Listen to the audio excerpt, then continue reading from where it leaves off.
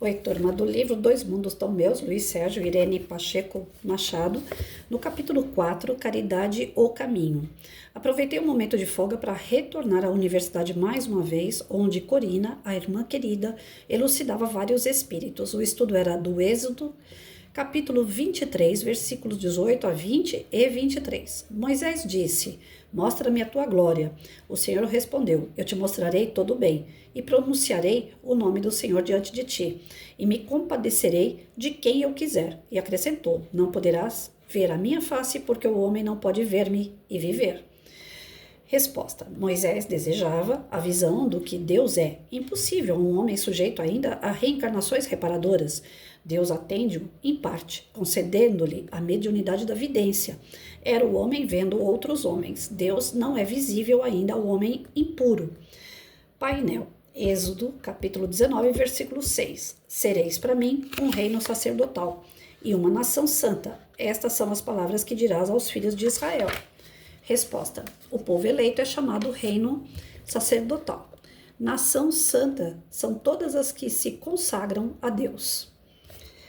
Então aqui a gente tem uma ideia do seguinte: fora da caridade não há salvação.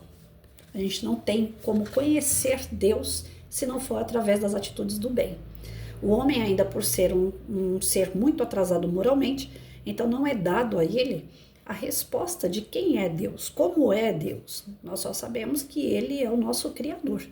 E a prova do relógio, né? A gente só sabe a prova do relojoeiro através da existência do relógio.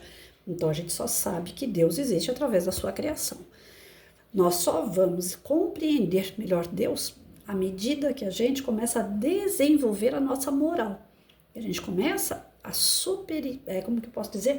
buscar essa superioridade espiritual. Aí nós vamos compreendendo melhor os desígnios, a sua presença, a sua essência, que é do nosso Criador.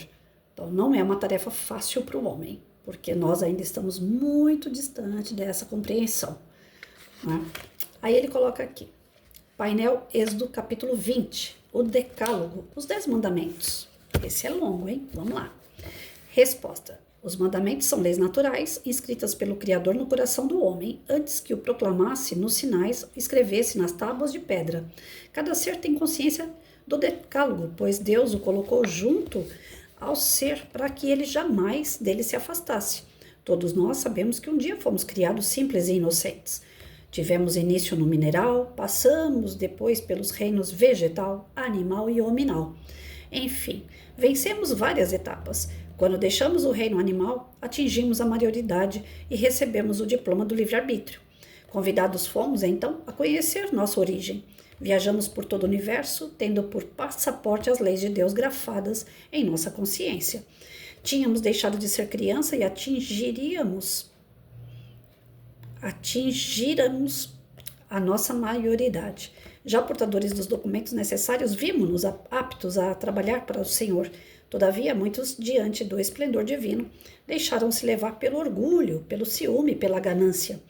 Quando percebemos, estávamos nus, éramos demais no paraíso, a nossa nudez deixava visíveis as deformações do corpo perispiritual. Buscamos, então, uma veste para ocultá-las. Mais uma vez, Deus bondoso chamou os seus auxiliares, e fomos retirados do paraíso. Entretanto, para viver em outro lugar, tivemos de nos vestir de acordo com o ambiente que ia nos abrigar. No nosso caso, a Terra, planeta de provas e expiação, que nos propiciou um corpo carnal sujeito à dor e ao desespero. A inocência se foi e junto a ela a simplicidade, mas em cada consciência bem guardadas ficaram as leis de Deus. Muitos logo se despiram das vestes grosseiras e retornaram ao paraíso. Outros foram colocando tantos remendos em suas vestes perispirituais que cada vez fica mais difícil voltar ao paraíso, que significa lugares celestes onde não existem dores. O mais cruel, criminoso, tem latente na sua consciência o decálogo. Um dia, quando tomar consciência de que precisa evoluir, verá surgir em seus atos toda a lei de Deus. Ao espírita é dada a oportunidade de mais rapidamente retirar a massa infecta que cobre este tesouro divino que é a sua consciência. À medida que o homem cresce em sabedoria e evolui moralmente, vai limpando sua consciência e buscando nela o sustentáculo de sua vida. Por isso, todos nós, um dia, seremos bons, porque fomos criados com amor, e esse sentimento é a escada da evolução. Podemos notar que o homem, embora tenha pouca cultura acadêmica, a proporção que trabalha para Deus, fica possuidor do dom da palavra. É que da sua consciência partem os raios benéficos dos ensinamentos de Deus. Podemos até renegar as escrituras, dizendo-as ultrapassadas, mas mal traduzidas ou com algumas inverdades. Mas não podemos forçar ninguém a aceitar aquilo que amamos. Não se pode renegar o decálogo. Nenhuma religião tem a coragem de pregar contra ele. Os fanáticos religiosos até alteram certos trechos bíblicos. Uns são contra o Antigo Testamento, outros contra o Novo Testamento, principalmente quando se referem à pureza de Maria e ao nascimento de Jesus. Mas esses irmãos jamais terão a coragem de dizer que Deus não nos ofertou o decálogo. Sabe por quê? Porque está gravado, plasmado na nossa consciência e ninguém tem o poder de apagá-lo. Principalmente estranhas doutrinas. Deus lá o colocou através do hálito da vida e do amor às suas criaturas. O painel apagou-se, o auditório em silêncio, em cada coração um hino de louvor a Deus foi entoado e nos olhos as lágrimas da emoção. Passados alguns instantes, todos foram se retirando. Olhei para o palco, tudo se aquietara, saí rendendo graças a Deus por ser seu filho. Na porta, a surpresa, nosso grupo também viera para assistir à aula. Só Santinha ainda não havia prestado vestibular, mas esperávamos que logo estivesse junto a nós. Então, essa parte aqui, nós vamos deixar para amanhã.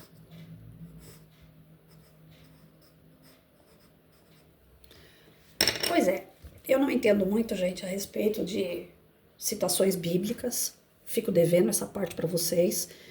Mas, enfim, essa parte do início, né, de como o homem foi criado, suas naturezas, por onde ele passou, reino vegetal, mineral, animal, dentro da Gênesis, dentro do livro dos médiuns, até mesmo no livro dos espíritos, nós vamos encontrar citações sobre esse processo. Então, para quem quiser saber um pouco mais de onde que nós viemos, esses reinos, se eles são diferentes e evoluem diferentemente cada reino na sua área, né? Reino animal evolui só dentro do reino animal, quem é do reino vegetal evolui só no reino vegetal, ou se essas evoluções, mineral, vegetal, animal, chegam no nominal, para saber mais detalhes sobre isso, só estudando mesmo. E aí é onde fica faltando nessa espírita de meia tigela o estudo. Eu não vou saber dizer para vocês como é que foi isso, né? Segundo o que a gente acabou de ler aqui, é um processo pelo qual todos nós passamos. Nós viemos simples e ignorantes, nós viemos de um lugar até que bom, só que devido ao nosso livre-arbítrio, às nossas escolhas erradas, nós fomos direcionando a nossa vida para o abismo, né? Fazendo coisas erradas e recebendo em troca, né, a respeito das nossas consequências, das nossas atitudes erradas, também coisas erradas vieram para nós. Coisas que doem, que machucam, que ferem, que traz, às vezes, aqueles sentimentos e pensamentos negativos, que ainda acabam trazendo a gente por mais consequências negativas ainda, porque nós vamos sempre, né, pelo nosso grau evolutivo, que ainda é muito atrasado, a tendência é que a gente vá buscar sempre as coisas mais tortas, as escolhas mais erradas e as consequências também, né, que vão nos trazer ferimento, que vão nos trazer sofrimento, que atrasa o nosso lado. Então, para que a gente saiba qual é o caminho correto, para que a gente saiba para que lado ir e for uma boa escolha, o nosso manual, né, são os ensinos de Cristo. É seguir Cristo, não tem outro caminho, né? Ele é a verdade e a vida. Ele é o caminho, a verdade e a vida, Jesus. Não tem outro jeito. Tudo que a gente for fazer, coloque na mão de Cristo. Coloque assim, do tipo, se Cristo estivesse aqui, ele faria isso? Essa escolha que eu estou tendo, Cristo escolheria? Então, a nossa única luz no caminho é Jesus. E vem o Espiritismo e diz assim: nós viemos aqui para consolar, nós viemos aqui para ensinar vocês a tarefa da caridade, porque na verdade tudo já foi dito, já foi falado por Moisés, já foi falado por Cristo, e nós agora só viemos praticar. Então não tem muito, tudo que a gente for falar é redundante. É fazer o bem para que o bem venha a você, é ser bom para que as pessoas também sejam boas para você, é ser simpático apesar de qualquer dor que você esteja sentindo, você superar suas adversidades através da fé, através da coragem de recomeçar todos os dias, de não abandonar nem as suas atividades, nem você mesmo, porque muitas das vezes a gente fere nós com aquela história assim, eu não presto para nada, as pessoas não gostam de mim, eu não faço questão de ninguém, e a gente chuta o balde, e aí as coisas complicam, né? Então aqui mostra pra gente bem claro que independente de como foi toda essa transformação nos reinos, o que importa é que nós temos a consciência que está lá dentro da nossa consciência, esse decálogo onde ele diz o seguinte, né? Você precisa praticar o bem. Os 10 mandamentos nada mais são do que fazer ao outro o que gostaria que fizesse a você.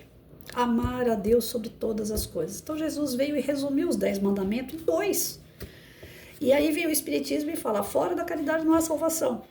Já ajudou. E daqui a pouco não vai ser de espanto alguém virar e falar assim, tenha empatia. Pronto. Tá tudo resolvido. Fazer ao outro o que gostaria que fizesse com você é ter empatia. Então, cada vez mais está sendo abreviado a lição para que a gente realmente possa internalizar. E a gente aprende fácil. Por quê? Porque está na nossa consciência aquele depósito de amor que Deus colocou em cada um de nós. Nós temos essa centelha de Deus dentro de nós. E ela cresce à medida que a gente cutuca, à medida que a gente estuda. Se a gente deixar ela morrer lá dentro, né, quietinha, ela não cresce, ela não desenvolve. Por isso que tem pessoas que são ruins. Porque olha sempre pro lado ruim, tem sempre um olhar negativo, tem sempre o orgulho e o egoísmo batendo na porta deles. Agora, aquele que vai jogando fora seu orgulho, seu egoísmo e trazendo para si o amor, ele cresce. O amor simplesmente cresce, porque nós já temos, nós só precisamos dar uma infladinha nele. Aí funciona melhor.